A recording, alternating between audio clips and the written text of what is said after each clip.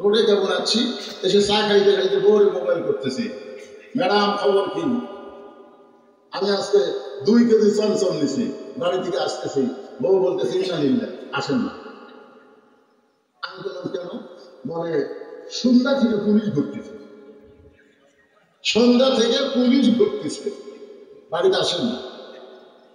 চিন্তা করছেন, 2 কেজি মিষ্টি নিছি, আমার বাচ্চাকে খাওয়াবো, আর পুলিশ ঘুরতেছে আমার দল। খারাপে করলাম শোন না টাকা আমার দরকার পুলিশ ধরে। আমি শ্বশুরের মোবাইল করলাম, চালান দেব আব্বা আমি একটু আজকে রাত্রে আপনার বাসায় যাবার চাই। আমার শ্বশুর বললো কেন বাবা? এবার আমার বাড়ির দল পুলিশ ঘুরতেছে, শ্বশুর বলতেছে আলহামদুলিল্লাহ আসেন।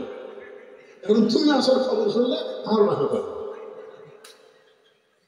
বন্ধু বান্ধব যত ছিল সবাইকে বললাম, বলে ভাই বর্তমান যে পরিস্থিতি হাজিরা কমাচ্ছে, এই মুহূর্তে তো জাকা দেওয়া যাবে না। চিন্তা করছেন, রাতের বেলা আলুর বাগুনের মধ্যে কম্বল বিছায় ঘুম পাচ্ছি, আর বলছি আল্লাহ এই বিপদ থেকে বাঁচবো কবে? আল্লাহ এই বিপদ থেকে আমরা বাঁচবো যাবো?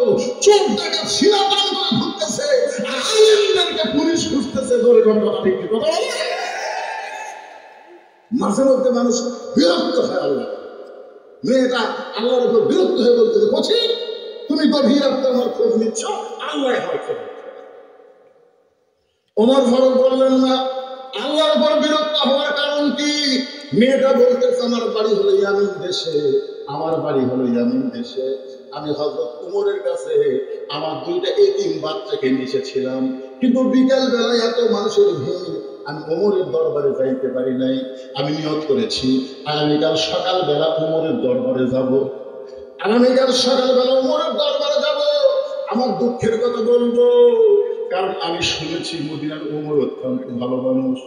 কিন্তু সকালবেলা যাব, এখন মদিনার মরুভূমিতে তাঁবু টাঙ্গায়া আমার 2টা বাচ্চাকে বুকের মধ্যে নিয়ে আমি আদর করতে করতে ঘুমাবার চাই।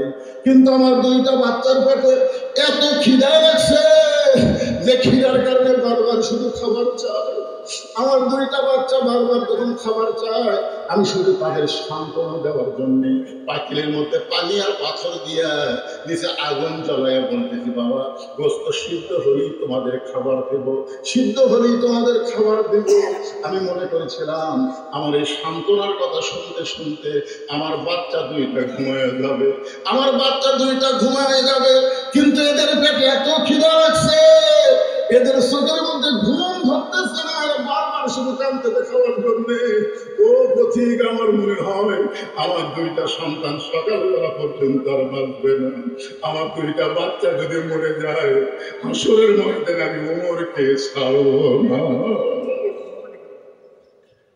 যেই মাত্র কইছিস আমার বাচ্চা 2টা যদি মারা যায়, হাসরের ময়দানে ওমরকে ছাড়বো না, আত্মা বলল আল্লাহর ভয় কারে কয়? ওমর ফারুক বললেন মা তুমি একটু ধৈর্য ধরো মা, তুমি পাথরের আগুন না দিও, তুমি তোমার বাচ্চা 2টাকে একটু আদর করে একটু ধৈর্য ধরো মা। আল্লাহর ভয় এক দৌড়ে বাইতুল মালের দরজায় ডাক দিলেন আসলাম দরজা খুলে দাও, আসলাম দরজা খুলে দাও। আসলাম দরজা খুলে দিলে ওমর ফারুক বললেন সবটাইতে খাবার বড় বস্তাটা আমার মাথায় উঠে দাও। আসলাম বলে আমিরুল মুমিনিন, আপনি হলেন আমির, আমি হলাম চাকর, বলেন কোথায় বস্তা নিয়ে যাওয়া লাগবে? আত্মা করল আল্লাহর ভয়। ওমর বলতেছে আসলাম রে, একজনের পাপের বোঝা আর একজন মাথায় নেয় না, দে আমার বস্তা আমার মাথায় উঠে দে। অবুলিল আমরে মিনকুমকে মানতে গিয়া আসলাম ওমর ফারুকের মাথায় 18 বস্তা উঠাই দিলেন। ওমর ফারুক বস্তা নিয়ে যখন দৌড় মারতেছে, পিছন দিক থেকে আসলাম ডাকতে বলে আমিরুল মুমিনিন এত জোরে দৌড় মারলে আপনি পড়ে যাবেন, আপনার কষ্ট হবে।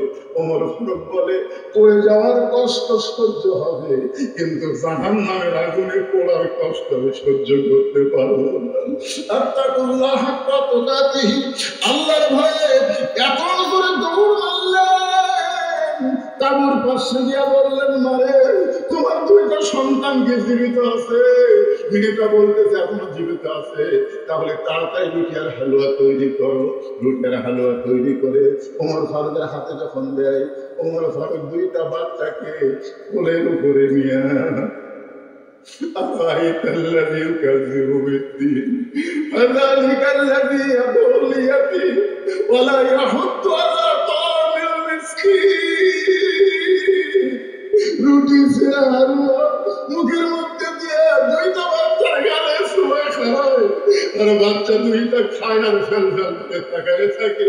কে গো পথিক, এই গভীর রাত্রে বাবার দরদ নিয়া তুমি আমাদের কেমন আদর করতেছো? ওমর ফারুক কান্দের বলে, আল্লাহ এ অধমকে জাহান্নামের আগুন থেকে তুমি হেফাজত করো, এ অধমকে জাহান্নামের আগুন থেকে হেফাজত করো। মেয়েটা বলছে, পথিক ভালো মানুষের গল্প শুনেছি, কিন্তু মানুষ এত ভালো হয় জীবনে কোনোদিন দেখিনি, শুনিনি। আজকে ওমর যদি মদিনার খলিফা না হইয়া তুমি যদি মদিনার খলিফা হইতা, তাহলে আল্লাহ মদিনাকে আল্লাহর জান্নাত বানায়া দিত। বিল্লাহে আল্লাহর ভয় পরিবার মধ্যে আসবে, মানুষের তৈরি আইন দিয়ে না, একমাত্র আল্লাহর কোরআনের আইন দিয়ে। এরপরে আল্লাহ বলতেছেন, ওয়ালা তামুতুন্না ইল্লা ওয়া আনতুম মুসলিমুন। চারটা বিষয়ের মধ্যে আমি তিনটা বিষয় কম বেশি আপনাদের সামনে আলোচনা করেছি। এই বিষয়টা অত্যন্ত গুরুত্বপূর্ণ যে মুসলমান না হয়ে তোমরা কেউ মরিও না। এই কথাটা একটু গুরুত্ব দিয়ে আমি আপনাদের বলবো, আপনাদের শোনা লাগবে। রাজি আছেন ভাইজান? তবে এই যে মাদ্রাসার মাহফিল, আপনাদের কাছে মাদ্রাসার জন্য কোনো জোর জবরদস্তি নাই। মাদ্রাসার বাচ্চারা আপনাদের ভিতরে একটু ব্যাগ দেওয়া যাবে, যার পকেটে যা আছে 10 টাকা 20 টাকা 50 টাকা 100 টাকা এই মাদ্রাসায় আপনারা দান করবেন। আপনারা আল্লাহর রাস্তে দান করবেন। পকেটে যা টাকা আছে আপনাদের কাছে যদি ছাত্ররা ব্যাগ নিয়ে যায়, আপনারা 1 টাকাও দিবেন না। এই ভাই ওঠেন গে ভাই, না এই সময় ওটা চলবে না তো, না এই সময় ওটা উঠলেই বোঝা যাবে না আপনি না দেওয়া টাকা। আপনি আমার ওয়াজের সময় ওঠেন, অসুবিধা নেই, কিন্তু এখন যে কথা বলতেছি যে 10 টাকা হোক 20 টাকা হোক যা পারেন কিঞ্চিত হলেও আপনি দিবেন, কিন্তু বঞ্চিত করবেন না। আপনাদের কাছে ব্যাগ গেলে কারা কারা যা পারবেন তাই দেবেন, একটু হাত তোলেন তো দেখে যারা দিবেন। মাশাআল্লাহ সব হাত উঠছে, তার মানে সবাই দিবে। কিন্তু ভাইজান আমি ভাইয়ের কাছে শুনছি এখানে ছাত্র হয় না, আবাসিক 120 জন, আবাসিক ছাত্র 120 জন, 120 জন আপনারা তো দিবেনই 10 টাকা 5 টাকা করে। আর 120 জন ছাত্রকে 120টা কোরআন শরীফ আপনাদের দেওয়া লাগবে। এতগুলো মানুষ সিরিয়ালে বসে আছেন, 120টা কোরআন সবার কাছে আমি চাচ্ছি না। 120টা কোরআন শরীফ, একটা কোরআন মাত্র 500 টাকা। এটা বাকি হয় না, কোরআন বিক্রির কোনোদিন বাকি হয় না। নগদে 500 টাকা দিবেন, একটা কোরআন কেনার সব কত দূর থেকে ওই টাকাটাতে দিয়ে আসাও প্রতিদিন পাওয়া। এই যে এখানে একটা হাত তুলছে, এখানে একটা হাত তুলছে, তুমি কাছে আছো বাবা, তুমি একটু আসে দাও দাও ময়না দাও, শুরু হয়ে যাক। মাশাআল্লাহ, আল্লাহ তোমার নবীর এতিম মাদ্রাসায় কোরআন শরীফ দাও। এই তিনটা আমি হাতে পাই জানি হুজুর নাই সিয়ার লেখা টাকা দাও, আমার সাথে একটু সিয়ার লেখা টাকা দাও। 120 জন, এতগুলো মানুষের মধ্যে 120টা কোরআন শরীফ, পৃথিবীর শ্রেষ্ঠ দান হাফিজের মাদ্রাসা একটা কোরআন দান করা। আল্লাহ তোমার একজন বান্দা কোরআন শরীফ বাবদ 500 টাকা দান করেছে, আল্লাহ দানকে কবুল করেন। আরেকজন কোরআন শরীফ বাবদ 500 টাকা দান করছে, আল্লাহ দানকে কবুল করেন। আল্লাহ এতগুলো মানুষ এই বৃষ্টি ভিজা, আরে কত কষ্ট করে তারা এসেছে, আজকে নবীর মাদ্রাসা একটা করে কোরআন শরীফ দেবেন। আর ব্যাগটা ভিতরে ঢোকে, ছাত্ররা কোথায় রে? ব্যাগটা ভিতরে ঢোকো, 10 টাকা 20 টাকা জায়গা দিবে, আর 120টা কোরআন শরীফ। মাশাআল্লাহ মাশাআল্লাহ। আল্লাহ তোমার আরেকজন বান্দা, এটা 200 টাকা, ঠিক আছে 200 টাকা, 200 টাকা এটা হলো দাম। আর 500 টাকা আরেকজন দান করেছে একটা কোরআন। আল্লাহ তোমার বান্দারা নবীর এতিম মাদ্রাসায় কোরআন শরীফ বাবদ 500 টাকা দান করতেছে। পৃথিবীর শ্রেষ্ঠ দান নবীর মাদ্রাসায় একটা কোরআন। মাশাআল্লাহ, ছোট্ট একটা বাচ্চার হাতে একটা কোরআন শরীফ দান করেছে, আল্লাহ কবুল করেন। আর একটা কোরআন শরীফ দান করেছে, আল্লাহ কবুল করেন। আল্লাহ তোমার নবীর এতিম মাদ্রাসায় মাশাআল্লাহ সভাপতি সাহেব দান থেকে বঞ্চিত হলেন, একটা কোরআন শরীফ বাবদ 500 টাকা দান করছে, আল্লাহ কবুল করেন। মাশাআল্লাহ আরেকজন যুবক মানুষ কোরআন শরীফ বাবদ 500 টাকা দান করে দিল, আল্লাহ দানকে কবুল করেন। আরেকজন কাজে মুরব্বীরা উঠতেইছে না, সব যুবকেরা দেখছে, কেন মুরব্বীরা একটা কোরআন দান কি বুঝতেছেন? পৃথিবীর শ্রেষ্ঠ দান নবীর মাদ্রাসায় একটা কোরআন। আপনি 500 টাকা দিবেন, একটা কোরআন দানের সওয়াব আল্লাহ তার আমলনামায় দিয়ে দিবেন। আরেকজন কোরআন শরীফ বাবদ 500 টাকা দান করছে, আল্লাহ কবুল করেন। আরেকজন কোরআন শরীফ বাবদ 500 টাকা দান করছে, আল্লাহ কবুল করেন।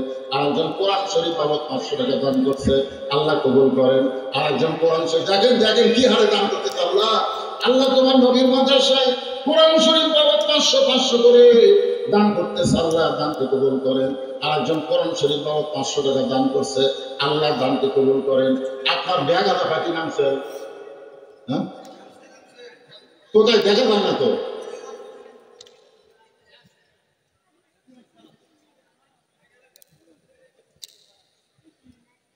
হ্যাঁ ব্যাগের মধ্যে দিলাম 10, 20, 50, 100 বাবা তোমরা টাকা না দেওয়া পর্যন্ত কাজ থেকে লড়বো না, টাকা নিবে তারপর লড়বে। অন্তত একটা সিয়ারের ভাড়া দিবেন না।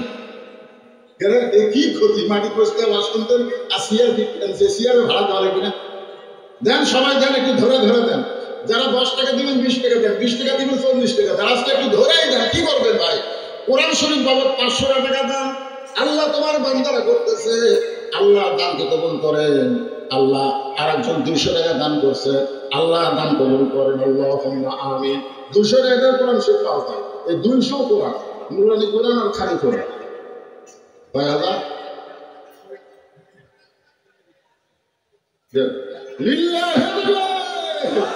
মুমিন জামাই দুপসাজিয়া থেকে 4টা কোরআন শরীফ বাবদ 2000 টাকা দান করেছে, আল্লাহর দানকে কবুল করেন। হাসরের ময়দানে নবীর জামাই ওসমান গনির সঙ্গে তাদের জান্নাত দিয়ে দিবে। আল্লাহুম্মা আমিন। জোরে বলে আল্লাহুম্মা আমিন। নবীর জামাই ওসমান গনি, ওসমান গনির আসলেননি? ওসমান গনি কেমনে গনি হলো? মাশাআল্লাহ। আরেকজন কোরআন শরীফ বাবদ 500 টাকা দান করছে, আল্লাহ দানকে কবুল করেন।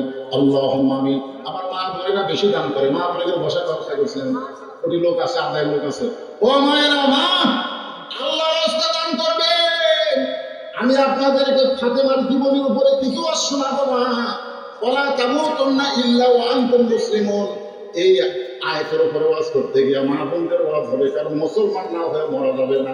মেয়ে মানুষ মুসলমান হয়ে মরলে কি করা লাগবে, পুরুষ মানুষ মুসলমান হয়ে মরতে গেলে কি করা লাগবে, এই গুরুত্বপূর্ণ বিষয় আপনাদের সামনে রেখে মাদ্রাসার জন্য আদায় করতেছে। আসে 120টা কোরআন শরীফ আপনাদের কাছে চাই।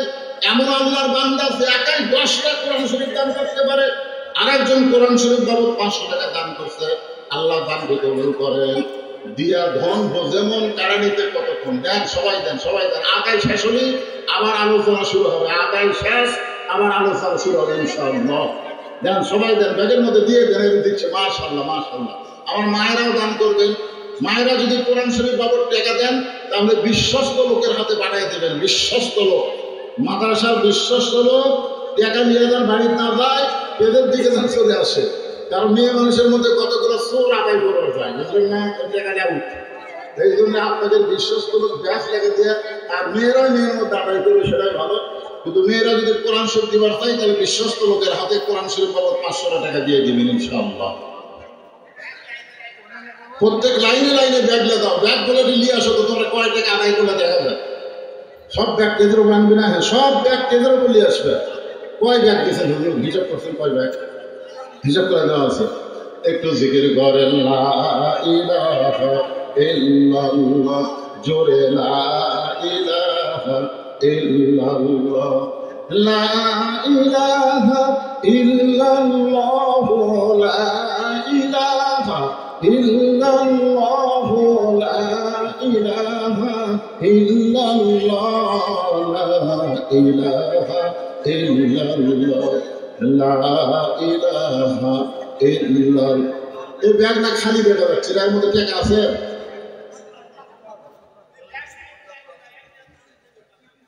এই ব্যাগে একটু টাকা বোঝা যাচ্ছে। মাশাআল্লাহ, ছোট মানুষ তো। হুজুর আমার কইছে খালি ব্যাগের মধ্যে আদায় হলো, নতুন আদায় নেই। এই ব্যাগের টাকা দিয়ে কি হবে? আপনি সিয়ারের ভাড়াই না, অনেক টাকা দিয়েছেন আপনারা। মাশাআল্লাহ, মেলা ব্যাগ, অনেক ব্যাগ।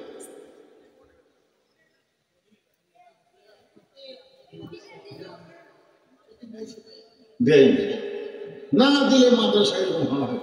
মাদ্রাসায় আগে আমি আসছিলাম 14 সালে, তখন দেখে গেছি আজ আস্তে আস্তে দেখতেছে চিন্তারই করতেছে।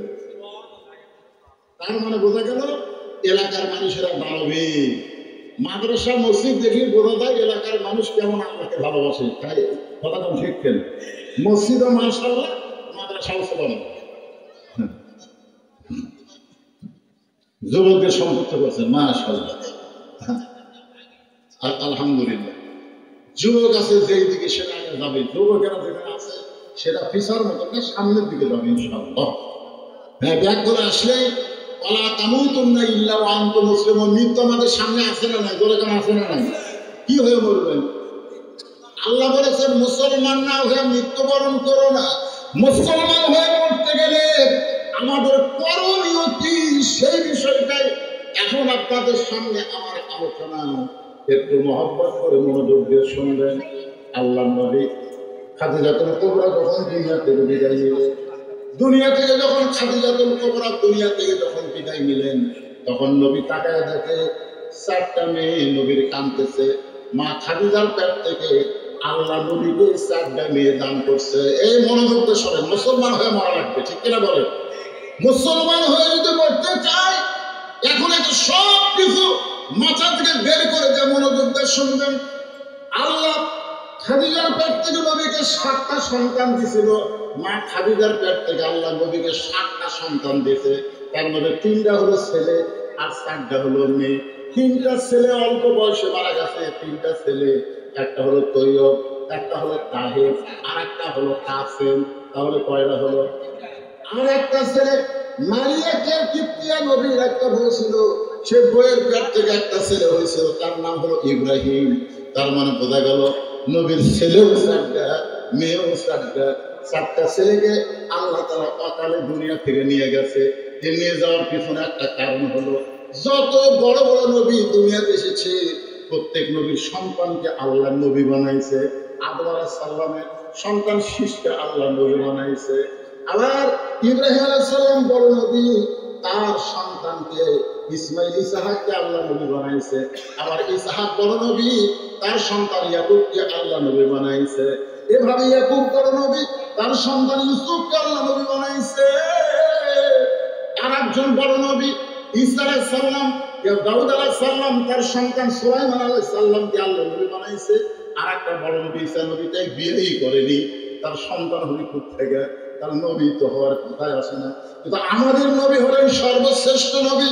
তার সন্তান যদি বড় হয়, তাহলে আল্লাহ নবী না বানালে কেমন দেখায়? কারণ আল্লাহ ঘোষণা করেছেন, মা কানা মুহাম্মাদুন আবা আহাদিন মির রিজালিকুম ওয়ালাকিন রাসূলুল্লাহি ওয়া খাতামান নাবিয়্যিন। ওগো নবী, আপনি হলেন শেষ নবী।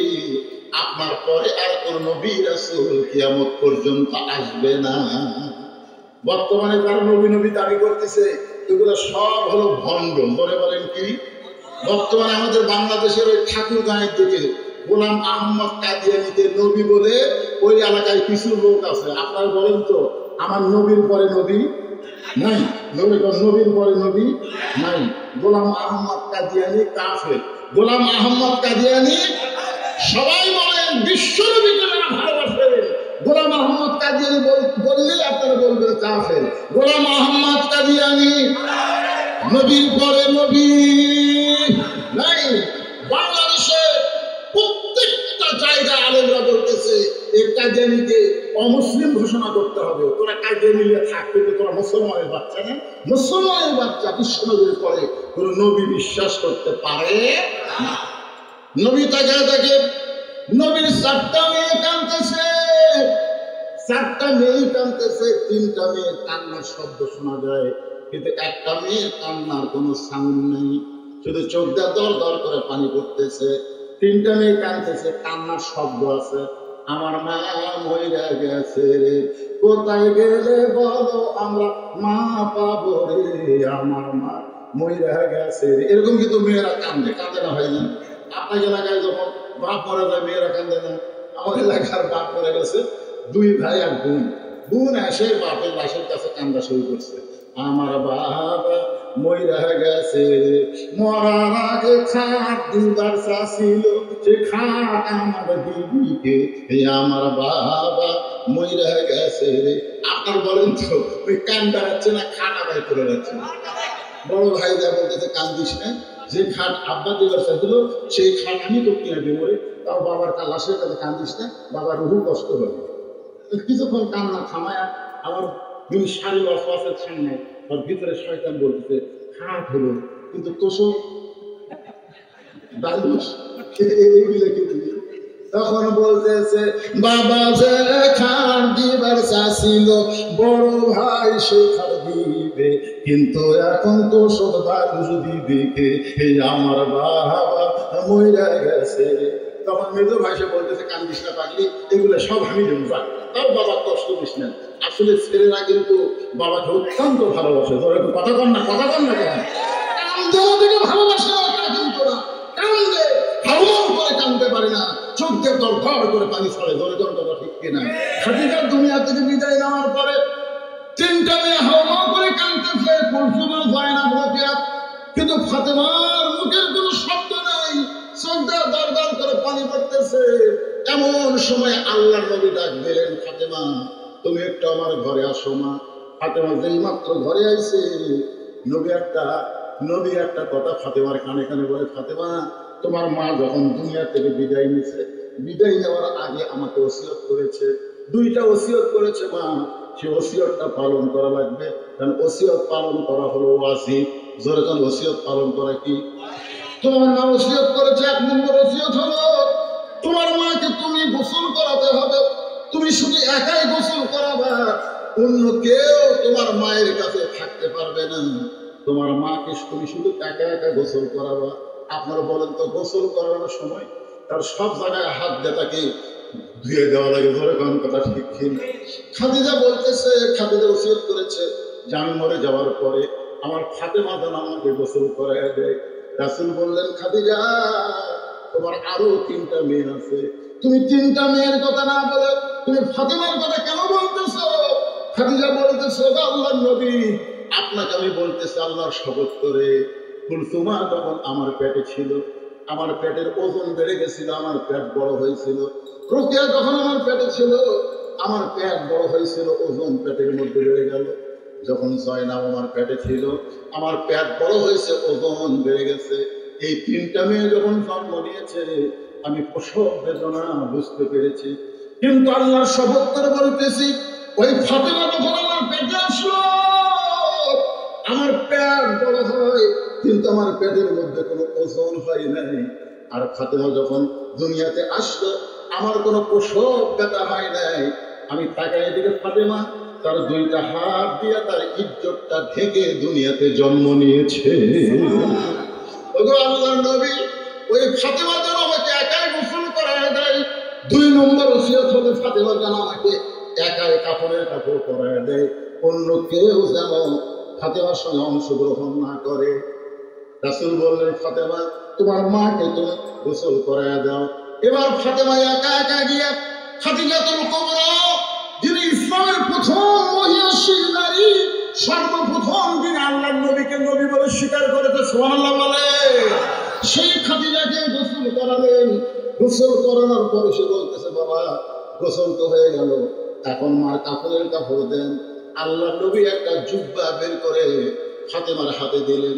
ফাতেমার জুব্বা নিয়ে কান্না শুরু করে দিলেন। রাসূল বলে, ফাতেমা কান্দে কেন? বলে, কান্দার কারণ হলো আমি মায়ের মুখে শুনেছি আমার মা হলো পৃথিবীর সবচাইতে গুণবতী রমণী, আমার মায়ের মতন এত ধনী বক্তায় কেউ ছিল না, আর সেই মা দুনিয়া থেকে বিদায় নিল। আপনি মক্কার দোকানে কি নতুন কোনো কাপড় খুঁজে পেলেন না? নতুন কোনো কাপড় না দিয়া এই পুরাতন জুব্বা কেন দিচ্ছেন বাবা? রাসূল বলে, ফাতেমা রে, এই জুব্বা সাধারণ কোনো জুব্বা নয় না, এই জুব্বা পরা অবস্থায় কোরআনের 5টা আয়াত হীরা গোড়ায় আমার উপর আল্লাহ নাযিল করেছে। এই জুব্বা পরা অবস্থায় কোরআনের 5টা আয়াত আল্লাহ আমার উপর নাযিল করেছে। ফেরেশতা জিবরাইল যখন বলেছে ইকরা, আমি বলেছিলাম আনা বেকারি, আমি তো পড়তে পারি না। বারবার যখন বলে পড়ে, আমি যখন পড়ি না, তখন জিবরাইল আমাকে বুকের সঙ্গে জাপটে ধরে আল্লাহর আরশ আজিম থেকে তাওয়াজ্জু দিল, আল্লাহ আমার জবান খুলে দিল। এই জুব্বার সঙ্গে ফেরেশতা জিবরাইলের কোলাকুলি হয়েছে।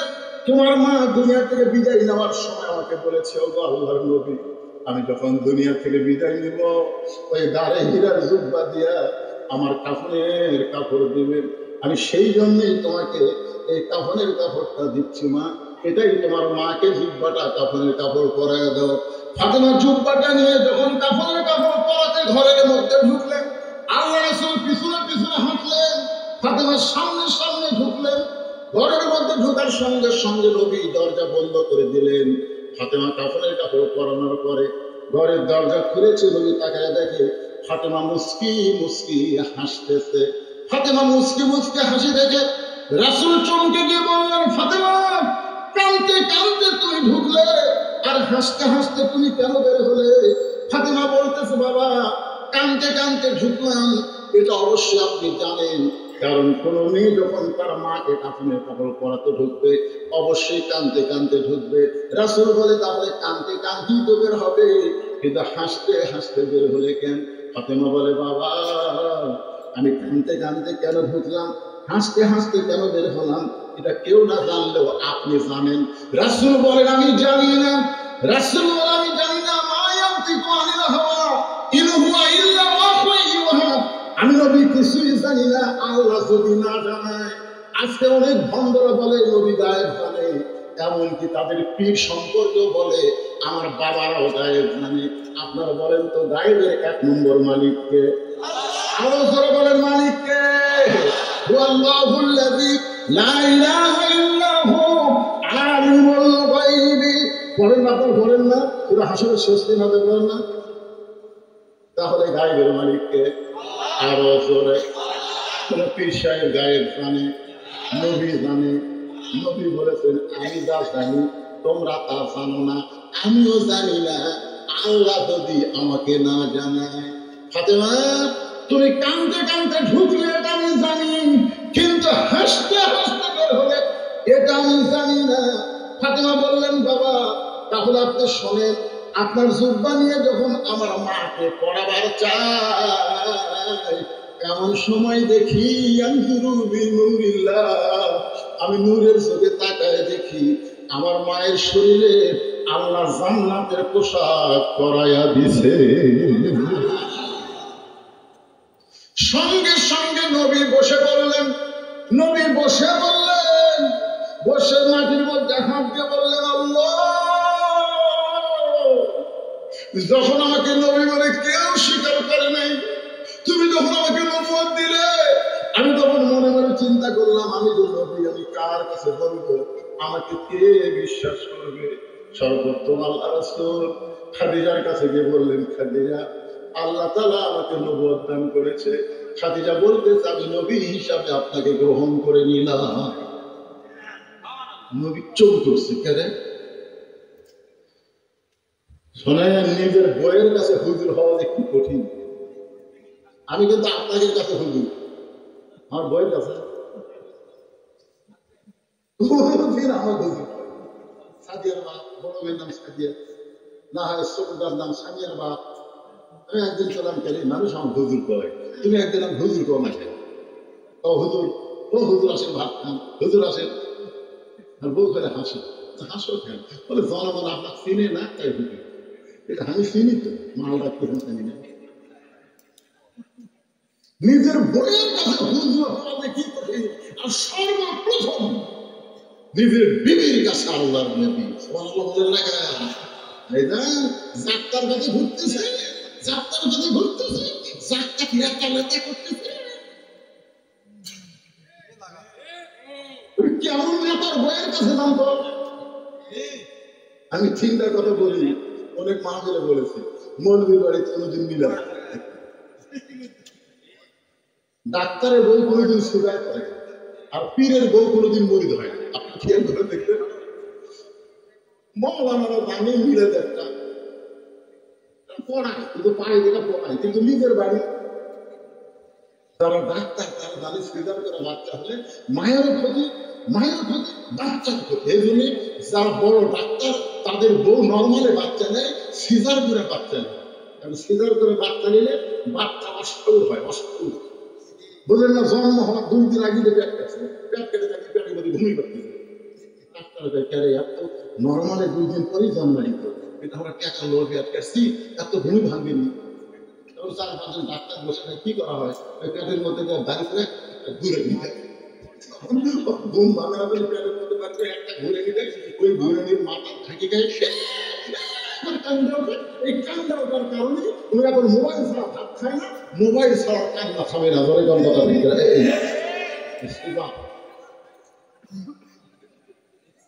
আর একটা হলো পীরের বউ কোনদিন মুড়ি ধরে না, কারণ বউ যাবে 1 নম্বর লুচ্চা, মাঝে মধ্যে মুড়িদের বলে দিবি চোখ মাপে, এর হাতে মুড়ি ধরো। কিন্তু সর্বপ্রথম যিনি নবীকে নবী বলে স্বীকার করেছে তিনি হলেন নবীর বিবি খাদিজা। রাসূল বললেন, ফাতেমা আমার খাদিজা পরিপূর্ণ মুসলমান হয়ে দুনিয়া থেকে বিদায় নিয়েছে। পরিপূর্ণ মুসলমান হয়ে যারা বিদায় নিবে, আল্লাহ বলেছেন আল্লাহ তাখাফ, তাদের কোনো ভয় নাই, ওয়ালা তাহজান, তাদের কোনো চিন্তা নাই, ওয়াবশিরু বিল জান্নাহ, তোমার দেহ যাবে কবরে কিন্তু তোমার রূহুর কোনো কবর হবে না। ও মুসলমান, তোমার রূহু যাবে ইল্লিন নামক জান্নাতের বাগানে। খুশি না বেজা? এটা কি দিছে ভাই, কি দিছে ভাই?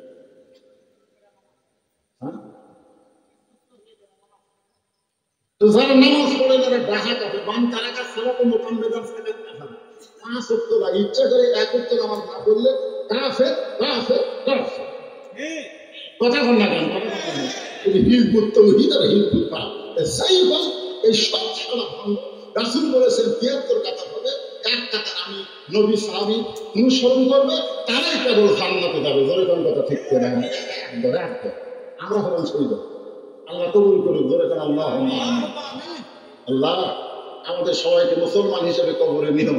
ভাইজান, এখানে চেয়ারম্যান সাহেব একটা কথা বলেছে, ফজরের নামাজ আমাদেরকে তাকবীরে উলার সাথে জামাতের সঙ্গে পড়া লাগবে। এদিন আমাকে রাত 9টার সময় নিয়ে এসেছে, রাত 9টার থেকে রাত 11টা। আলহামদুলিল্লাহ, বেশি ওয়াজ শুনে লাভ হবে না, আমল করার মধ্যে লাভ। আলহামদুলিল্লাহ বলেন, ইস্তেগফার করেন, আস্তাগফিরুল্লাহ রব্বি মিন কুল্লি যামবি ওয়া আতুবু ইলাইহি, লা হাওলা ওয়া লা কুওয়াতা ইল্লা বিল্লাহিল আলিয়্যিল আযীম। আমি আপনাকে একটা বইয়ের কথা বলতেছি, এই বইটা আমি কিছুটা পড়লাম। এই বইটার নাম হলো আহসানুত তাজবিদ, তাজবিদ মানে তাজবিদ মানে আল্লাহর কোরআনকে যে শিখতে হবে, আল্লাহর কোরআন শিক্ষার যে কি গুরুত্ব, কোরআনের এলেম ভিতরে না থাকলে যে ঈমান নিয়ে মরা তার যদি কত কষ্ট হবে, এই জন্য এই বইটা অত্যন্ত গুরুত্বপূর্ণ। আমার কাছে বলেছে, ভাই এই বইটা যদি আপনি দেখেন মাত্র 300 টাকা হাদিয়া যদি কেউ নেন, অত্যন্ত গুরুত্বপূর্ণ একটা বই, 300 টাকা দিয়ে এই বইটা এখান থেকে নিয়ে যাবেন। যদি কেউ নিতে চান আপনার নেবেন। এই দোয়া না করে উঠতেছেন কেন? আজকের মাহফিল আল্লাহ কবুল করবে। আস্তাগফিরুল্লাহ, দোয়া না করে উঠছেন কেন? আজকের মাহফিলের সম্মানিত সভাপতি তার সমাপ্তি বক্তব্যের পরে ইনশাআল্লাহ মোনাজাত হবে। হ্যাঁ, একজন উঠবেন না, ওর কলজা খুশি হয়ে গেছে, চেয়ারে বসে থাকা ওয়াজ শোনা, লড়া নাই চড়া নাই, মাশাআল্লাহ।